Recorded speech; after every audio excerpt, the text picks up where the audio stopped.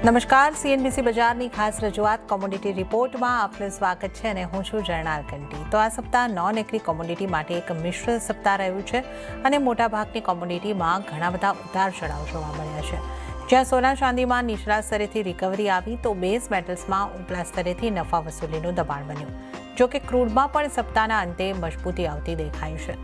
બજારમાં હવે fed September મહિનામાં વ્યાજદરમાં કાપ કરે તેવી આશા પણ બનતી દેખાઈ રહી છે, જેને કારણે નોન એગ્રી કોમોડિટીઝમાં બેઉ તરફની ચાલ જોવા મળી રહી છે। આવામાં હવે આવતા સપ્તાહ માટે કઈ નોન એગ્રી કોમોડિટી પર ફોકસ કરવું તે અંગે આજે આપણે નિષ્ણાતો સાથે ચર્ચા કરીશું। આ ચર્ચામાં આપણી સાથે જોડાયા છે એલકેપી સિક્યોરિટીઝના જતીન ત્રિવેદી અને મોતીલાલ ઓસવાલના માનવ મોદી। આ બંનેનું સ્વાગત છે સીએનબીસી બજાર પર। તો સોનાની સાથે આપણે અહીં આગળથી શરૂઆત કરીએ। જતીનજી, આપની સાથે ચર્ચાની શરૂઆત કરવા માંગીશ કે જે રીતે આપણે આ સપ્તાહની અંદર જોયું કે સોનામાં એક ઉછાળા તરફી આપણને થોડી મજબૂતી આવતી દેખાય છે અને આપણે જો સોનાની વાત કરીએ એમસીએક્સ ઉપર આપણે 73,000ની ઉપર સોનાને પહોંચતું જોયું છે। તો હવે તમને શું લાગી રહ્યું છે, કયા ફેક્ટર્સ અહીં આગળથી સોનાને સપોર્ટ કરી રહ્યા છે? કારણ કે જીઓપોલિટિકલ ટેન્શન્સ હવે એટલા બધા ચર્ચા આપણે નથી કરી રહ્યા, તો ત્યાં એટલી ચિંતા એટલી બધી નથી દેખાઈ રહી, પણ સોનાને એક સપોર્ટ મળ્યો છે। તો કયા ફેક્ટર્સ તમે જોઈ રહ્યા છો અને આગળ આપ સોનાના માટે કઈ રીતનો આઉટલુક રાખો છો? ઝરના, જો ડેફિનેટલી જીઓપોલિટિકલ ટેન્શન્સ જે છે ક્યાં ને ક્યાં થોડા ઇઝડ આઉટ છે, જેના કારણથી આપણે કહી શકીએ છીએ કે આજના દિવસે થોડું પ્રોફિટ બુકિંગ અહીંયા જ આપણને જોવા મળ્યું છે। અને ઇવનિંગ સેશનમાં આજે જે ઇમ્પોર્ટન્ટ ડેટા છે અનએમ્પ્લોયમેન્ટના અને નોન ફાર્મ પેરોલ્સના, તો એના કારણથી મને લાગે છે પ્રાઇસીસને પાછું એક સપોર્ટ મળી શકે છે। ઇટ ઇઝ ગુડ કે આ ઇવેન્ટના પહેલા આપણે એક પ્રોફિટ બુકિંગ આવતા જોયું છે, તો અહીંયાથી ઘણું જગ્યા થઈ જાય છે ગોલ્ડના બાયર્સ માટે, એક સેફ્ટી નેટ બની જાય છે બાઇંગ કરવા માટેનો। બિકોઝ આઈ થિંક મોરઓલેસ વેનસડેના દિવસે જે નોન ફાર્મ એમ્પ્લોયમેન્ટના ડેટા આવ્યા હતા એ ઘણા નીચે હતા। સો એક્સપેક્ટેડ એ છે કે નોન ફાર્મ એમ્પ્લોયમેન્ટ અગર જો નીચે આવ્યું છે તો પેરોલ્સ અને અનએમ્પ્લોયમેન્ટ ડેટા જે છે એ પણ ફેવરમાં આવશે ગોલ્ડના માટે। બાય ધ ટાઈમિંગ અનએમ્પ્લોયમેન્ટના ડેટા જે છે હાયર આવી શકે છે અને નોન ફાર્મ પેરોલ્સના ડેટા જે છે એ લોઅર આવી શકે છે, જે મોસ્ટલી ગોલ્ડના પ્રાઇસીસ અહીંયાથી સપોર્ટ કરશે। ડોલર ઇન્ડેક્સ જે છે એ ક્યાંય ને ક્યાંય થોડુંક સેલિંગ પ્રેશર અબ્સોર્બ કરતું દેખાશે। બટ ઓલરેડી કેમ કે પ્રાઇસ મોમેન્ટમ બહુ હાઈ રહ્યું છે આ વીકના અંદર, એક સ્ટ્રોંગ વોલેટિલિટી વીક રહ્યું છે। It has not been easy, especially આજના દિવસે આપણે જોવા જઈએ તો આ વીકના દોરાન આપણે જોયું હતું કે 2310 2315 પાસે એક સ્ટ્રોંગ સપોર્ટ લેતો જોવા મળ્યો ગોલ્ડ, અને 2315 થી લઈને એક સારી એમથી રેલી 2390 2385 સુધી આપણે એક રેલી જોઈ છે। અને આજના દિવસે એક સ્ટ્રોંગ પ્રોફિટ બુકિંગ જોવા મળી રહ્યું છે, સવારથી એક સ્ટ્રોંગ સેલ ઓફ ચાલુ છે અને જે બપોરના ટાઈમ પર બહુ વધારે એસ્કેલેટ થયું છે। તો મને લાગે છે આ એક બાઇંગ ઓપોર્ચ્યુનિટીના હિસાબથી જોવું જોઈએ। It is a very good profit booking which has happened for re entering in to the prices. Broadly અગર આપણે જોવા જઈએ તો ટ્રેન્ડ ઓબ્વિયસલી પોઝિટિવ ઝોનના અંદર જ ચાલતો રહ્યો છે, અને જ્યારે બી આવા ઘટાડા આવી જાય છે પ્રાઇઝીસના અંદર, ત્યારબાદ એના અંદર બાઇંગ પણ તરત આવી જાય છે।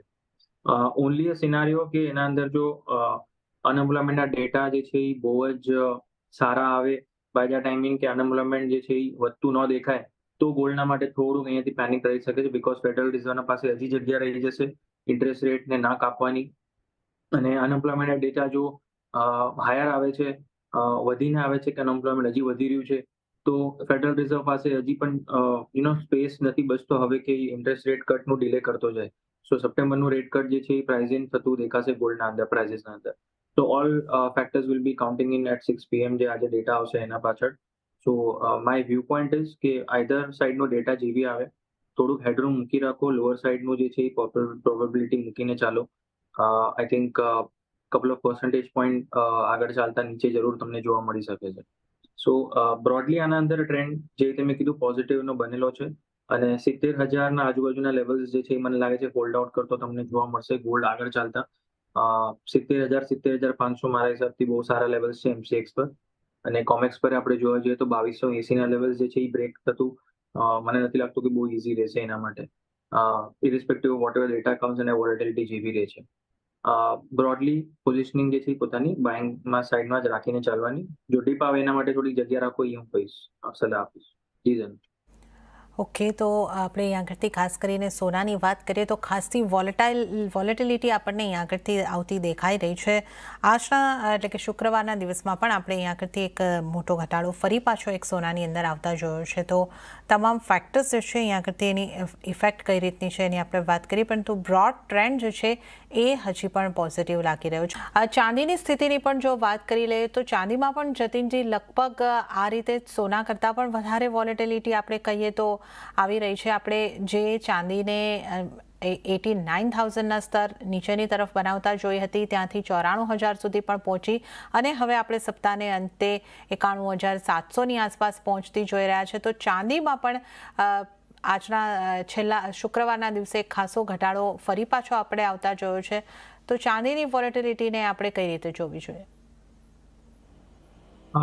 ઝરના, જો પોઝિટિવિટીનું ટ્રેન્ડ તો જરૂર ચાલી રહ્યું છે ગોલ્ડ અને સિલ્વર બેના અંદર, બટ ક્યાંય ને ક્યાંય આપણે પ્રોફિટ બુકિંગ જે વ્યાજબી છે, ઇનફેક્ટ સારો આમ તો બ્રોડ ટ્રેન્ડ આપણે જોવા જઈએ છેલ્લા એક વર્ષથી તો ગોલ્ડ અને સિલ્વર બેના અંદર સારો રહ્યો છે.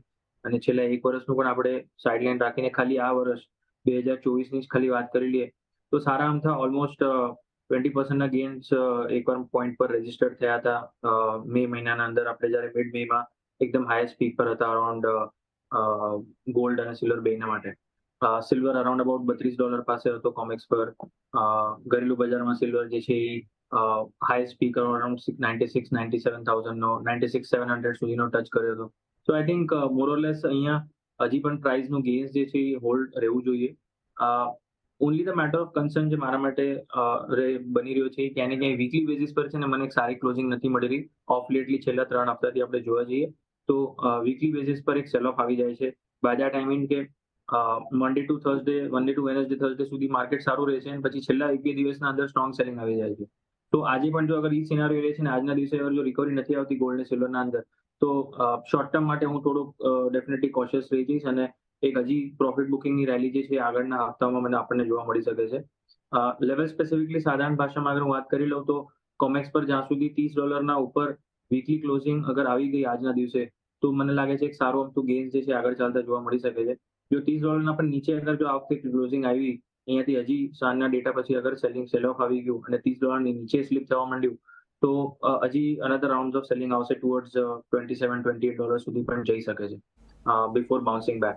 તો બે કેસ સિનારીઓ થઈ શકે છે. તો ટ્રેડર્સને હું એડવાઇસ કરીશ કે અહીંયા પોઝિશનિંગ જે છે થોડીક લાઇટ રાખો બીકોઝ ક્યાંય ને ક્યાંય પ્રોફિટ $27-28 વચ્ચે પણ પાછા પ્રાઇસીસ મળી શકે છે. અને આપણે MCX પર જોવા જઈએ તો અરાઉન્ડ અબાઉટ 85 થી લઈને 87 સુધીના વચ્ચે પણ તમને પ્રાઇસ મળી શકે છે સિલ્વરના અંદર. બટ ચાન્સીસ બે સાઈડના છે. ડેટા કેવા રહે છે એના ઉપર ડિપેન્ડ કરશે આજે સાંજે because a federal tool watch લિસ્ટના અંદર એક ઇમ્પોર્ટન્ટ ડેટા છે અને અનએમ્પ્લોયમેન્ટના ડેટા અને નોન ફાર્મ પેરોલ્સના ડેટા. સો ટ્રેડર્સને ખાસ એમથી મારી સ્ટ્રોંગલી એડવાઇસ એ જ રહેશે કે મીડિયમ પોઝિશન રાખો. એગ્રેસિવલી જો અગર ટ્રેડ કરો છો તો સ્ટ્રિક્ટલી સ્ટોપ લોસ સાથે ટ્રેડ કરો અને પોઝિશનિંગ ટ્રેડ કરો છો તો નીચે થોડી જગ્યા રાખો એક્યુમ્યુલેટ કરવાની અરાઉન્ડ 85 થી 87 ના વચ્ચે. હાયર સાઇડ પર જો મારા ટાર્ગેટ જે છે એ પણ હજી પણ એ જ લેવલના બની રહ્યા છે જે છેલ્લા 2-3 હપ્તાથી હું કહી રહ્યો છું કે અરાઉન્ડ અબાઉટ 93 થી 95 એક સ્ટ્રોંગ સ્ટીફ હર્ડલ છે. બ્રોડ ટ્રેન્ડને માઇન્ડમાં રાખીને શોર્ટ ટર્મ ટ્રેડ ના કરો. શોર્ટ ટર્મ ટ્રેડના માટે તમારા લેવલ્સ જે છે એ અલગ થઈ જાય છે, બ્રોડર પિક્ચર જે છે એ અલગ થઈ જાય છે. તો તમારું વ્યૂ પોઈન્ટ એના અંદર ક્લિયર કટ હોવું જોઈએ કે તમે બ્રોડલી એના અંદર ટ્રેડ કરવા માંગો છો, પોઝિશનિંગ બનાવવા માંગો છો કે શોર્ટ ટર્મ કરવા માંગો છો. તો શોર્ટ ટર્મ ટ્રેડર્સ માટે થોડું વેટ એન્ડ વોચ, અવોઇડ વોલેટિલિટીને થોડુંક શાંત થવા દો અને જે લોંગર ટર્મ હોરાઇઝનથી ટ્રેડ કરે છે એમની પોઝિશન હોલ્ડ કરો અને થોડી જગ્યા રાખો નીચેમાં હજી એક્યુમ્યુલેટ કરવા માટે. ઓકે, તો ચાંદીમાં પણ વોલેટિલિટી છે અને સલાહ તમારી માટે જે બની રહી છે શોર્ટ ટર્મના ટ્રેડર્સ છો તો વેટ એન્ડ વોચ, અને જો તમે લોંગ ટર્મ માટે છો તો તમે પોઝિશન બનાવી રાખો છો અને બનાવી રાખી શકો છો અને થોડી જગ્યા એ પણ રાખો કે તમે ઘટાડે ઉમેરો કરી શકો છો. આપ જે આજે નોન એગ્રી કોમોડિટીઝની વાત કરી રહ્યા છે, આપણી સાથે જતીન ત્રિવેદી અને માનવ મોદી જોડાયેલા છે. તો જતીનજી, હવે આપણે થોડી મેટલ્સ ઉપર તમારો વ્યૂ લઈ લઈએ. જે રીતે આપણે આ સપ્તાહની અંદર જોઈ રહ્યા છે કે થોડા દબાણ તરફી મેટલ્સની અંદર આપણે કારોબાર થતા જોયા. જે આપણે એક સારી રેલી જોઈ હતી ત્યારબાદ આ પ્રોફિટ બુકિંગ છે કે આપ કોઈ અન્ય કારણો જોઈ રહ્યા છો? થોડો સંક્ષિપ્તમાં આપની પાસેથી આ વ્યૂ જાણવા માંગીશું. ઝરના, જો બેઝ મેટલનું માર્કેટ બ્રોડલી સારો અમથા ટ્રેન્ડમાં ચાલુ છે બટ અહીંયા થોડુંક અહીંયા જે છે એ પ્રોફિટ બુકિંગ અને ઇનફેક્ટ શોર્ટ સેલિંગ પણ વિટનેસ થઈ રહ્યું છે બીકોઝ આફ્ટર સ્ટેલર રેલી જે છે એ ક્યાંય ને ક્યાંય થોડાક સ્કેપ્ટિકલ પોઝિશન્સ બની રહ્યા છે. બહુ હેવી પોઝિશનિંગ બાઇંગમાં નથી દેખાઈ રહી. તો હમણાં ઇમિડિયેટ બેસિસ પર થોડું કોશિયસ મૂવ મારું હજી પણ બનેલું છે આના અંદર. જૂન મહિનાના સિરીઝના અંદર કદાચ તમને આના અંદર બહુ વધારે વધતું ન દેખાય પ્રાઇઝિસ. રેન્જ જે છે ક્યાંય ને ક્યાંય થોડુંક નીચેની તરફની વધારે દેખાઈ રહી છે મને. ટુવર્ડ્સ 840 845 સુધીના ઝોન્સ તમને કોપરના અંદર આવતા જરૂર જોવા મળી શકે છે. સાથે સાથે ઝિંકના અંદર પણ જોવા જવું તો 250 સુધીના લેવલ્સ આવી શકે છે પહેલા. સો બિફોર એની પ્રાઇસ રાઇઝ થોડુંક અહીંયાથી પ્રોફિટ બુકિંગ સિનારિયો બની રહ્યું છે, બીકોઝ ઇકોનોમિકલી સ્ટ્રેન્થનિંગ જે છે ક્યાંય ને ક્યાંય જરૂર પકડી શકે છે વન્સ ઇન્ટરેસ્ટ રેટનું કટનું ક્લિયરન્સ આવી જાય યુએસના તરફથી. બીકોઝ ક્યાંય ને ક્યાંય હજી પણ થોડુંક સ્કેરનેસ છે કે કદાચ સપ્ટેમ્બરમાં પણ હાઇક ન થાય. તો ગ્લોબલ ગ્રોથ અને આ બધી વસ્તુ પિક્ચરાઇઝેશન જોતા થોડુંક આના અહીંયા જે છે પ્રોફિટ બુકિંગ જે છે એ ચાલી રહ્યું છે બેઝ મેટલના અંદર. તો શોર્ટ ટર્મમાં થોડુંક પેઇન જરૂર જોવા મળી શકે છે, બટ બ્રોડલી ટ્રેન્ડ પોઝિટિવ છે. બટ શોર્ટ ટર્મમાં થોડુંક પેઇન અહીંયા રહેશે. એટલીસ્ટ મેક્સિમમ જૂન મહિનાનો સિરીઝ જે છે થોડુંક વીક રહી શકે છે. જી જાણ. કે તો શોર્ટ ટર્મમાં થોડું પેઇન મેટલ્સની અંદર પણ દેખાઈ રહ્યું છે. બ્રોડલી પોઝિટિવ વ્યૂ 840ના સ્તર આપણને દેખાઈ શકે છે કોપરમાં, ઝિંકમાં 250ના. જતીનજી, ક્રૂડને તમે કઈ રીતે જોઈ રહ્યા છો? આપને પણ લાગે છે કે આ રેન્જની અંદર જ રહેશે કે કઈ રીતે આપનો સલાહ રહેશે ક્રૂડ ઉપર? જો સના અહીંયા ક્રૂડ માટે થોડું સિચ્યુએશન જે છે થોડી સુધરતી દેખાય છે, બીકોઝ આફ્ટર ઓપેક પ્લસની સ્ટેટમેન્ટ આવી છે અને એમનું વ્યૂ પોઈન્ટ જે છે ક્યાંય ને ક્યાંય થોડુંક ડિમાન્ડને લઈને આગળ આઉટલુક જે છે એ પોઝિટિવ તરફના છે. હાલાકી પ્રોડક્શનના માટે થઈને બહુ વધારે સેન્ટિમેન્ટલ કોઈ પોઝિટિવ નથી, બટ ડિમાન્ડ આઉટલુકના પાછળ થોડુંક અહીંયા સપોર્ટ લઈ શકે છે. તો મને લાગે છે ટેમ્પરરી અહીંયા થોડુંક શોર્ટ ટર્મ માટે મને લાગે છે બોટમ આઉટ થઈ ગયું છે ક્રૂડ. અને એમસીએક્સ પર મને લાગે છે ક્યાંય ને ક્યાંય તમને 6500 થી લઈને 6600 સુધીના વ્યૂ પોઈન્ટ બનાવીને ચાલવા જોઈએ. ઓવરઓલ સ્ટ્રક્ચર હજી પણ વીક છે જ્યાં સુધી આ 6700 ના નીચે ટ્રેડ કરે છે એમસીએક્સ પર. બટ શોર્ટ ટર્મમાં થોડુંક બાઉન્સ એક્સપેક્ટ કરું છું. બ્રોડલી આના અંદર જો પિક્ચરાઇઝેશન પોઝિટિવ થઈ જાય છે કે નહીં થોડુંક હજી વેઇટ કરવું પડશે. એટલીસ્ટ 12 જૂનનો વેઇટ કરવું પડશે જ્યારે ફેડરલ રિઝર્વનું પોલિસી આવી જાય, અપડેટ આવી જાય. ત્યારબાદ થોડું ક્લેરિટી થઈ શકે છે કે એ લોકો કેવી રીતના જોઈ રહ્યા છે પ્રોજેક્શન, ગ્લોબલ હેલ્થ સિચ્યુએશન, યુએસની સિચ્યુએશન. તો ત્યારબાદ એના અંદર થોડું હજી સ્પાઇકઅપ અગર આવવા મળી જાય છે તો ટ્રેન્ડ જે છે ચેન્જ થઈ જશે. But as of now temporary for at least another week or so થોડુંક પોઝિટિવ ટ્રેન્ડ અહીંયા રહી શકે છે. તો ટ્રેડર્સ માટે જો છે અગર જો જોઈ રહ્યા છે એના માટે સલાહ છે કે હપ્તા 10 દિવસનો વ્યૂ પોઈન્ટ અગર જો લઈને ચાલતા હો તો પોઝિટિવ વ્યૂ પોઈન્ટ જરૂર છે. બટ બ્રોડલી હજી બહુ વધારે પોઝિશનિંગ કંઈ પોઝિટિવ નથી દેખાઈ રહી. આઈ થિંક 12 જૂન પછી થોડું ક્લેરિટી આવી જશે. ઓકે, તો અત્યારે માટે આ એક વીકને માટે થોડી પોઝિટિવિટી આપણે અહીંયા આગળથી ક્રૂડની અંદર જોઈ શકીએ છીએ. તો આપણે અહીંયા આગળથી નોન એગ્રી કોમોડિટીઝની ખાસ ચર્ચા કરી, આવતા સપ્તાહના આઉટલુક અંગે આપણે વાત કરી. ત્યારે જતીનજી અને માનવજી, આપનો બંનેનો ખૂબ ખૂબ આભાર અમારી સાથે જોડાવા બદલ અને આ ચર્ચામાં ભાગ લેવા બદલ. અને આ સાથે જ કોમોડિટી રિપોર્ટ આ શોમાં હાલ પૂરતું આટલું જ. હાલ મને પણ આપશો રજા. વધુ અપડેટ્સ અને સમાચારો માટે આપ જોતા રહો CNBC બજાર. નમસ્કાર.